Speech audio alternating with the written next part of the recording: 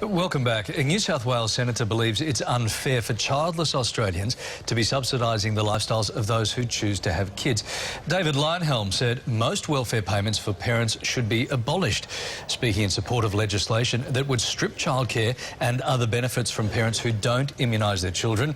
He said making childless people pay for other people's choices was unfair. To the childless people of Australia, I want to say, on behalf of this Parliament, thank you for being childless. You work for more years and become more productive than the rest of Australia. You pay thousands and thousands of dollars more tax than other Australians. You get next to no welfare, and your use of public health services is minimal. Senator Leyonhjelm went on to say Australian politicians were obsessed with families, despite a quarter of households being single. For more, we're joined by the Senator himself, David Leyonhjelm, live from Canberra. Good morning, Senator. Good morning. You don't believe that families should be entitled to government benefits? Well, not just because they're families. If they're poor, I have no problem with welfare. But when we're talking about government benefits, what we're really talking about is other people's money. So giving other people's money to people just because they have children is what I'm disagreeing with.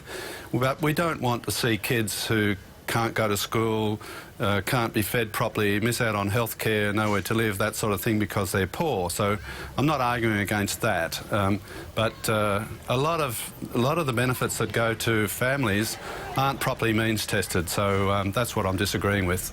Okay, why do you think that childless couples and singles are often ignored in society? There's been a bit of a trend, I suppose, in politics for decades now to assume that the typical Australian household is mum and dad and 2.4 kids. Well, that's been declining to less than 2.4 these days, but the general assumption is it's still mum and dad and a couple of kids. That's no longer the dominant situation. We have a quarter where households where there's just one person, more than a quarter where it's two individuals, either a couple or two individuals sharing. And so the idea that families are the overwhelming majority of households is no longer the case. OK, we also want to ask you about a proposal that families pay for childcare by the hour, something that the government has floated. What are your thoughts on this? Well, I think it's a step in the right direction. There is an issue with childcare. It's not well means tested. Some people on very high incomes are eligible for childcare subsidies. And one of the problems with childcare is it's so expensive. We all know that. Why is it so expensive? Because it's quite highly regulated.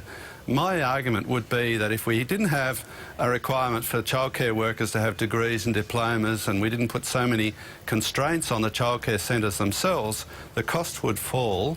We wouldn't need to subsidise them so much, and it would be more available. There is a benefit to childcare and getting women in particular back to work so they don't lose their job skills, but we should target any assistance that we give them to just those people who wouldn't otherwise get back to work. All right, always interesting thoughts from you, Senator. Thank you very much, David Leyonhjelm. Good to talk to you. No problem. For more on this, we're joined by columnist Angela Moller.